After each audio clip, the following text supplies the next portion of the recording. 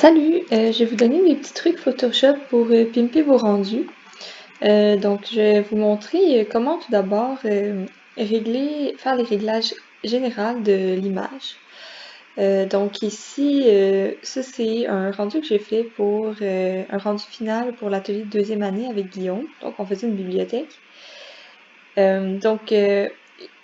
Par exemple, dans ce rendu-là, on voit que la luminosité est trop basse.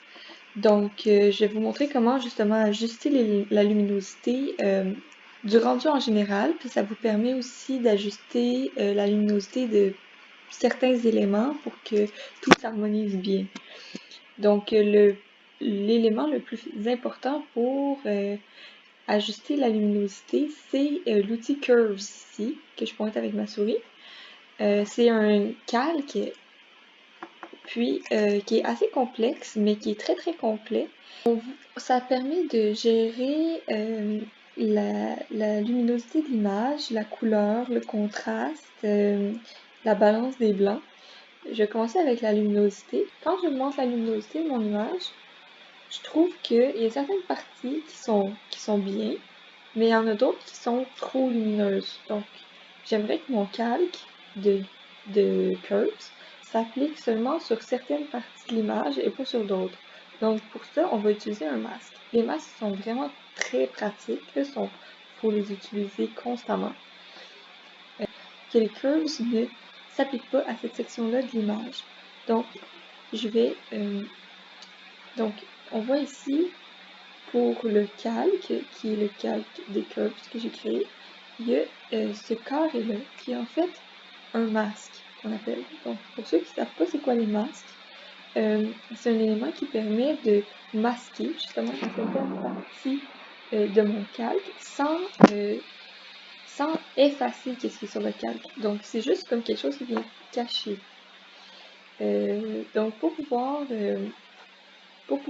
cacher, par exemple, les curves qui s'appliquent ici, je vais sélectionner cette région. Il y a plusieurs façons de travailler avec les masques, je vais vous montrer ça. Donc, par exemple, je vais grossir pour que ce soit rapide. Donc, je vais sélectionner tout ça ici. Puis, je vais le colorier en noir.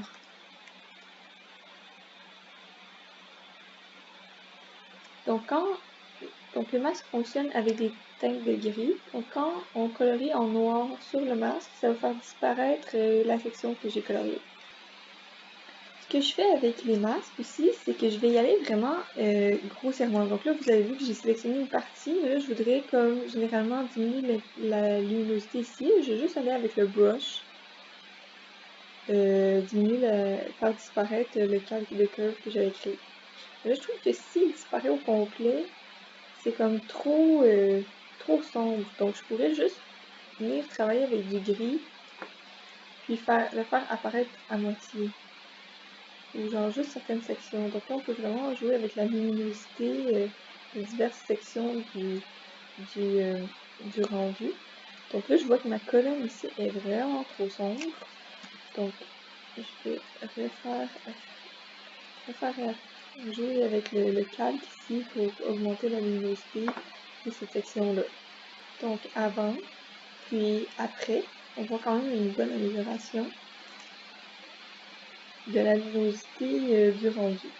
Le calque des courbes, mettons que j'en crée un nouveau, un par-dessus. Le calque des courbes permet aussi de gérer la balance des blancs. Là, dans ce cas-ci, la balance des blancs est quand même assez bonne.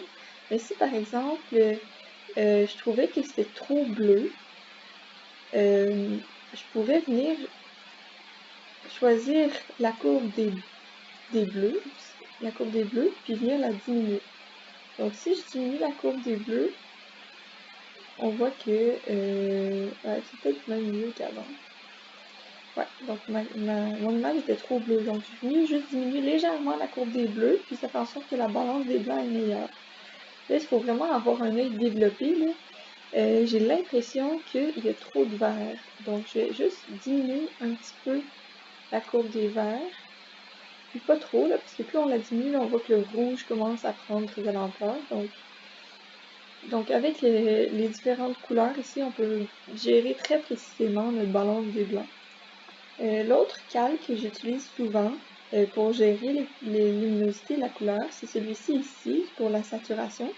Donc on peut venir diminuer la saturation de l'image très facilement. On peut la mettre en noir et blanc, c'est une bonne manière de la mettre en noir et blanc. Puis on peut aussi y aller par couleur. Donc si je trouve qu'il y a trop de jaune, genre particulièrement trop de jaune dans mon image, je peux aller ici dans Yellow, juste diminuer la saturation du jaune. Donc ça va peut-être, c'est quand même mieux comme ça, ouais, c'est mieux comme ça. Là, par exemple, je vois mon rendu, puis je suis vraiment tannée de voir ma résine. Je veux genre changer ça pour une autre texture, puis là, j'ai pas le temps de faire un rendu. Je trouve que ça a vraiment pas fonctionné, donc je vais trouver une texture pour mettre par-dessus. Donc c'est vraiment important, quand vous voulez mettre une texture, de prendre le temps de la choisir avec précaution pour qu'elle soit tout à fait seamless. Donc là, j'ai téléchargé cette texture de bois. Donc on va faire un beau revêtement de bois sur la bibliothèque parce que je suis tannée de voir ma résine. Donc là, l'important quand on met des textures comme ça sur un rendu, c'est de ne pas hésiter à la distorsionner au maximum. On veut toujours prendre une image vraiment grande pour pas que ça devienne pixelisé à la fin. Puis donc là, j'ai cette image-là, puis je vais la distorsionner vraiment beaucoup. Donc je la place, puis je vais la trouver. Là, c'est vraiment le bordel dans mon arbre de calque, mais bon, j'ai trouvé. Puis je vais la transformer, et puis ici, on a différentes options pour distorsionner. Donc la meilleure pour les mettre en perspective, c'est utiliser Distort. Ça donne beaucoup de flexibilité. Puis normalement, ce que je fais, c'est que je vais vraiment venir prendre les lignes de perspective, puis m'assurer que les lignes soient droites. Et donc ici, on voit par exemple l'étage qui est comme ça. Donc ici, comme ça, on voit que le bois ici, il suit bien la perspective. Donc, c'est vraiment le distorsionner pour que ça suive les lignes, les points de fuite. Ensuite de ça, quand je vois ça comme ça, j'ai l'impression que les lignes sont comme trop rapprochées. Donc, il faudrait peut-être le distorsionner le ramener un petit peu plus comme ça. Donc, pour qu'on voit que les planches de bois sont en fait plus minces. Donc là, j'ai placé mon premier élément de texture, puis je vais venir le répliquer. Quand on vient de répliquer, il faut faire attention à la jonction entre les différents morceaux, parce que c'est là que ça va avoir l'air fake si on ne le fait pas bien. Donc on va refaire un distort, puis on va venir l'aligner avec le panneau qui est déjà là. On fait toujours attention à la perspective, donc on suit les lignes de perspective, puis on vient le mettre un petit peu plus comprimé pour qu'on sente que les planches deviennent de plus en plus petites avec l'effet de perspective. Donc ici on revient l'aligner, ici, puis ici c'est droit, donc c'est bon comme ça. Puis là, ce que j'ai fait, c'est que j'ai fait attention de les faire superposer légèrement. Comme ça, je peux venir les blend mieux. Donc, je vais faire un masque, je veux dire. Faire un masque sur le dernier morceau que j'ai mis ici qui est par-dessus l'autre. Puis je vais juste le mettre un petit peu, parce qu'ici on voit qu'il y a une différence de couleur. Donc, je vais prendre ma blush noire qui est assez soft. Je vais la passer juste sur le bord ici pour qu'il y ait une espèce de transparence pour qu'il vienne se mélanger mieux. Alors, à chaque fois qu'on met des panneaux de texture comme ça, il faut venir les blend un petit peu sur le côté, comme ça a l'air plus réaliste. Donc là, je vais changer avec X blanc. Déjà, je sais plus c'est où. Bon, c'est quand tu n'es plus capable de savoir c'est où que tu les as superposés, ça veut dire que ça marche. Ah, peut-être ici, je vois qu'il se superpose. Ah, ok. Ici. Bon, donc là, on voit que ça se superpose bien. On va faire ça pour on va faire ça pour tout le mur.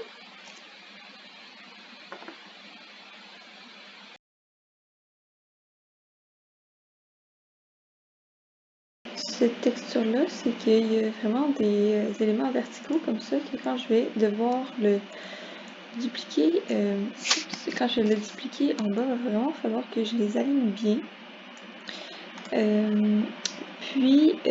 Donc, il faut faire aussi attention quand on fait cette opération-là, d'appliquer une texture, de pas vraiment suivre, comme je le répète encore, suivre les lignes de perspective. Donc, ici en bas, je vais pas m'aligner au bord du bâtiment, mais je vais plutôt m'aligner aux lignes de fuite. Puis bon, j'ai peut-être pas de ligne de fuite ici, mais je vais la deviner, donc probablement que c'est au niveau du regard, je pourrais venir m'aligner ici. Donc ça va être approximatif, mais ça pourrait être à peu près ici la ligne de fuite. Je fais attention de rester droite. Puis je m'assure que les lignes des planches se continuent. Donc, on a bien placé la texture de bois, puis puisqu'on l'a superposé, on va pouvoir venir avec le calque, puis le brush avec la couleur noire, faire un espèce de blend entre les deux pour qu'on sente une espèce de continuité. Donc là, je les ai pas tout à fait bien alignés, c'est pour ça que ça fait un petit peu bizarre, mais c'est ça le principe. Puis, donc, j'ai encore continué à venir les placer un à côté de l'autre.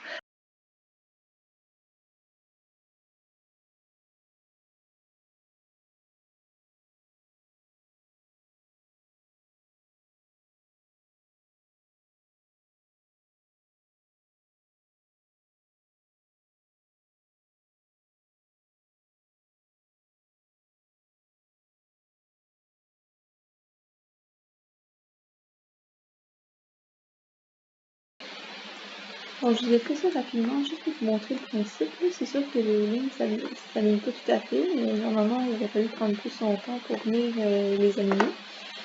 Donc là, j'ai maintenant 6 blocs de bois. Je vais faire un dossier avec tout ça parce que sinon, je vais me mélanger. Donc, je vais appeler ça bois test. Puis, ici, je voudrais que ça vienne suivre la ligne que j'avais de mon bâtiment pour la résine. Donc, pour ça, je vais faire un masque pour le groupe que je viens de créer.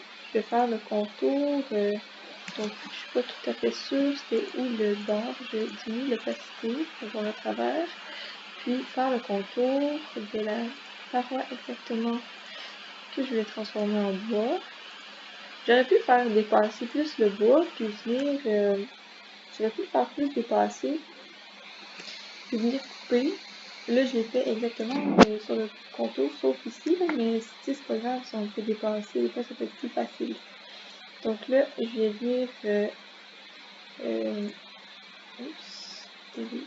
donc j'ai ma sélection, puis là, si je clique sur l'option masque, ici, ça va venir directement masquer la section que je veux.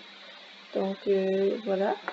Puis là maintenant, je regarde ça, j'aime ça le bois, mais je trouve qu'il est quand même trop clair par rapport à l'image au complet. Fait que je vais venir utiliser les outils que je vous ai montrés tantôt, là, les courbes, pour venir diminuer la luminosité du bois, pour donner un petit look plus nocturne. Donc, si je modifie le calque, ça va s'appliquer à toute mon image. Donc là, ce que je vais faire, c'est que je vais cliquer sur l'option ici, qui, avec la petite flèche, ça dit que ça va s'appliquer juste au calque qui est en dessous du calque des courbes. Donc voilà. Et on voit que si je bouge la courbe, ça va seulement s'appliquer au groupe qui est en dessous. Puis ça a apparu une petite flèche pour dire ah, je m'occupe juste de ce calque-là. Donc je diminue la luminosité. Et là, quand je diminue la luminosité, ça fait une couleur un peu bizarre, puis j'aimerais ça que ce soit moins orange. Donc on va diminuer la saturation parce que c'est vraiment trop saturé. Donc je vais ajouter un autre calque saturation. Encore une fois que je vais appliquer seulement au groupe. Puis je vais diminuer la saturation. Alors là je trouve que ça se marie quand même mieux. On voit encore une fois que ici ça a été vraiment mal mergé, mais il faut faire plus attention. Donc ça se mélange mieux, mais j'aimerais ça que ce soit encore plus foncé. Donc je vais retourner ici, diminuer la luminosité encore, puis encore une fois la saturation. Puis je pourrais même ici diminuer ici il y a aussi l'option lightness, donc si on veut lui donner un look assez dark. Donc là, quand je vois ça ici, je me dis que peut-être j'aimerais ça, dans le fond, garder un petit peu la texture de, la résine. Donc, si on veut mélanger les couches ensemble, donc garder un petit peu de la transparence ou garder un peu de l'ombre qui était déjà là, on peut utiliser ces options-là ici. Donc, si je choisis mon dossier avec toutes mes textures de bois.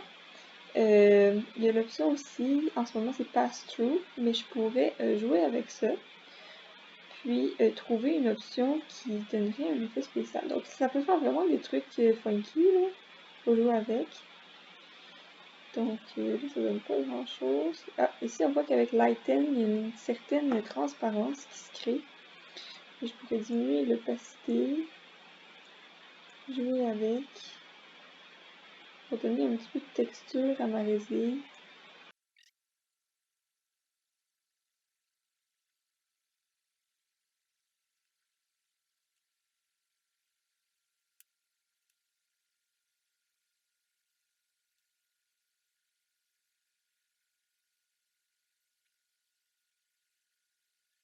Je suis arrivée à genre avec les blending modes, j'ai décidé de choisir Difference, donc je trouvais que l'effet ça faisait quand même assez cool parce que là on voit comme des trous dans le bois, donc c'est comme si ma résille en métal est devenue une résille en bois avec des trous dedans, juste en rajoutant cette texture-là. Vraiment en jouant avec les courbes, ça peut donner un effet réaliste ou vraiment changer l'ambiance du rendu.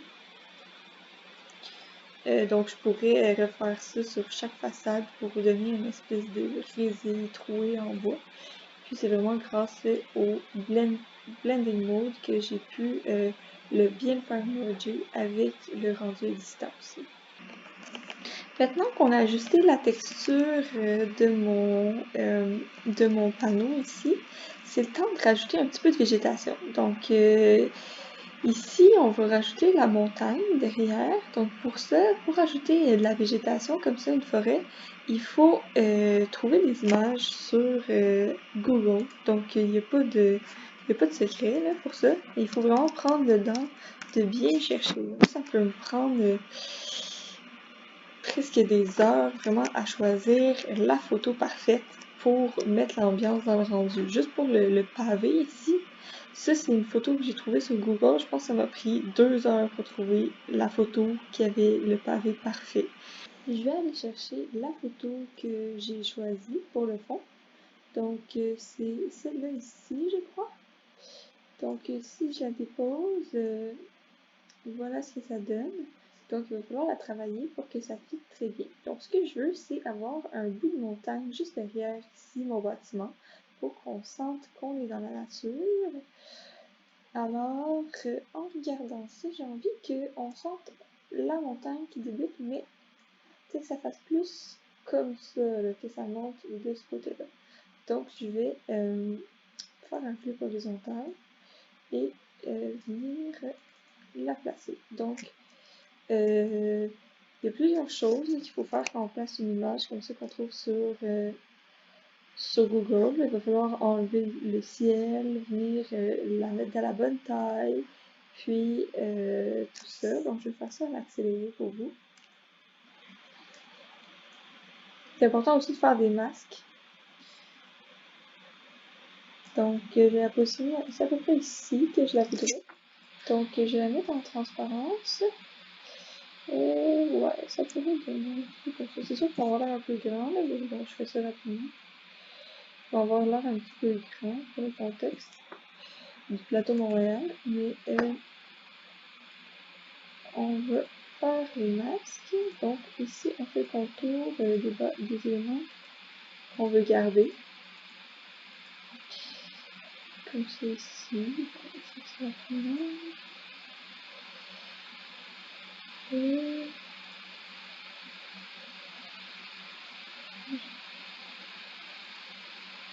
on va retirer ça. Oups, on va faire le reverse. On va retirer ça. Puis on vient ici travailler la partie ici aussi.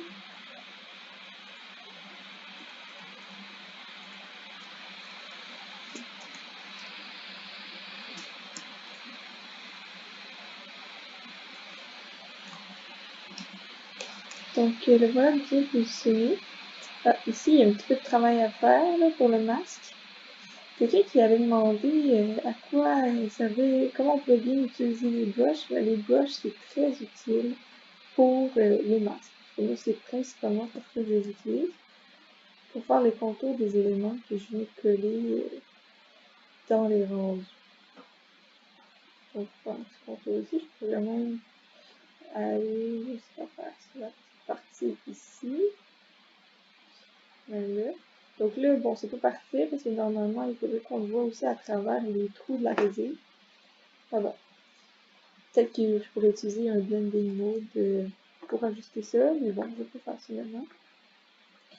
Donc le voilà positionné, puis là, je peux venir explorer un petit peu. Peut-être que j'aurais pas besoin d'enlever le ciel. Si je viens juste faire un darken, par exemple. Ah, déjà là, ça fait quand même un effet cool. Donc, juste en faisant multiply, là, ici, les arbres viennent donner vraiment de l'ambiance. Donc, on voit que ça marche pas avec la résine. Mais ça pourrait marcher avec la résine. Si je viens le superposer ici, ça paraît un peu trop fort. Vu que la résine est un petit peu trop foncée, il faudrait jouer avec les paramètres, là, mais juste comme ça, on vient rajouter une belle forêt en arrière de notre rendu. Puis on s'en transporter dans un autre quartier qui est le plateau. Donc ça, c'est pour les arbres lointains. Pour les arbres proches, ça serait une autre technique que ça. Maintenant que j'ai mis ma forêt en arrière-plan, je trouve qu'il me manque d'arbres en premier plan. Donc pour ça, je vais prendre un arbre individuel. Là, je me suis trouvé un arbre vraiment cool ici, sur Google Images, bien entendu.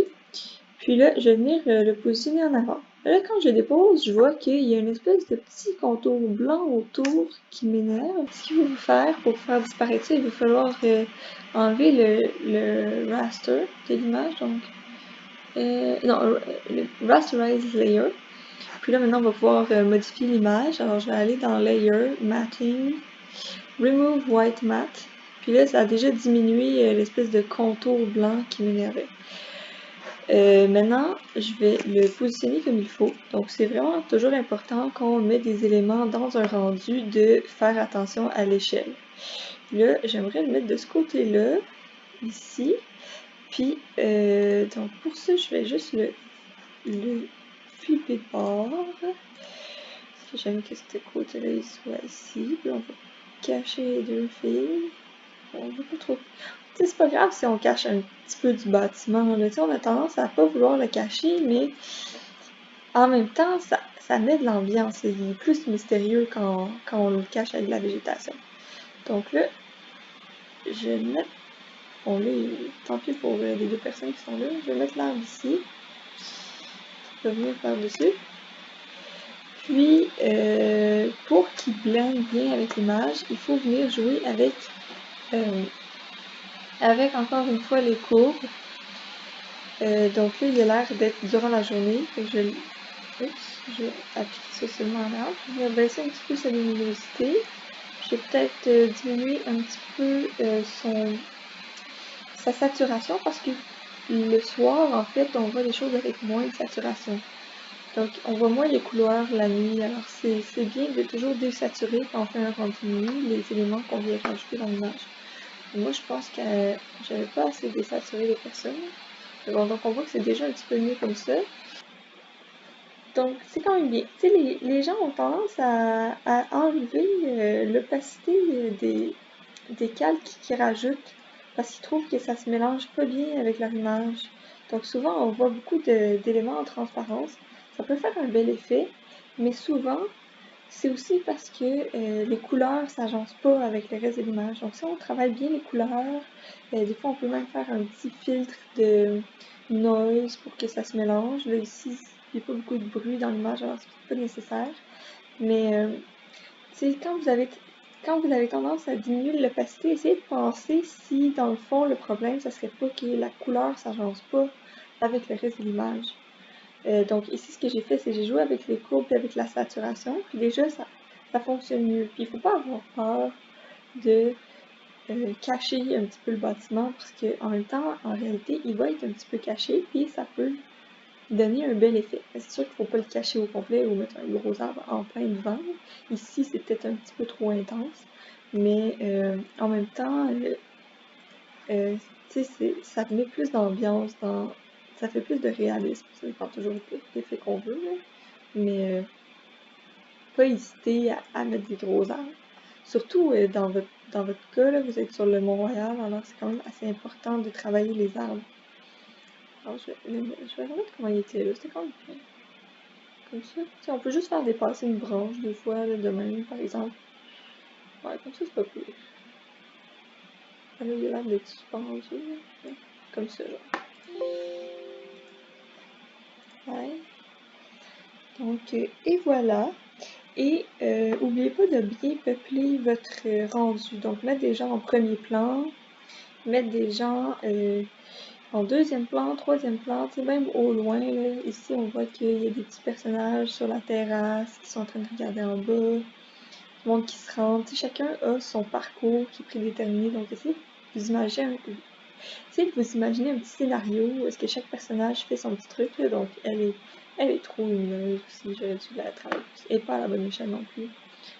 Ouais, il faut vraiment jouer avec les échelles des personnages, là. Donc, selon le mobilier que vous placez, ça peut vous aider à voir s'ils sont à la bonne grandeur. Ouais, ici, j'aurais pu mettre plus de personnages encore. C'est sûr que ça prend quand même beaucoup de temps à placer tout le monde. Puis mettre des ombres. D'ailleurs, pour les ombres, le mieux, c'est toujours de prendre la forme de la personne puis venir la dupliquer en bas. Mais des fois, c'est comme un peu long. Fait que moi, ce que je fais, je triche un peu. C'est pas le mieux à faire, mais avec un brush noir, j'ai créé l'ombre. Je sais pas si j'essaie de les retrouver. Par exemple. Les calques sont jamais vraiment bien organisés. Là. Quand je retourne là-dedans, c'est toujours un bordel. Oui, je vais tout sélectionner.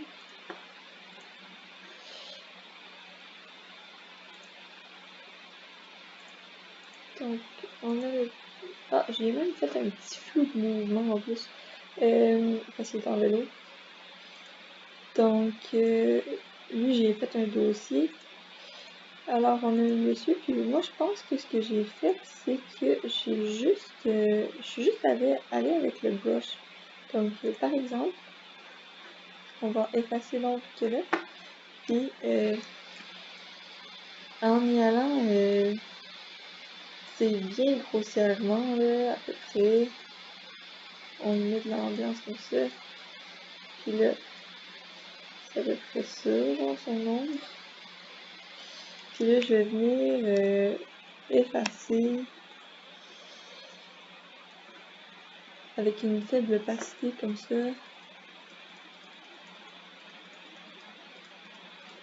Puis tu sais, rendre ça assez flou, là. On se rend pas compte que c'était juste un petit peu n'importe quoi l'ombre que j'ai faite, mais c'est juste comme ça donne une... C'est pas plus beau, là, mais... T'sais, si vous êtes pressé, là, juste avec la brush comme ça fait un effet d'ombre. C'est quand même mieux que s'il n'y en avait pas. On voit quand même que c'est mieux, même si c'est pas parfait. Donc, j'espère que ça va vous aider. Puis, bonne chance pour votre présentation. N'hésitez pas à me poser des questions s'il y a quoi que ce soit.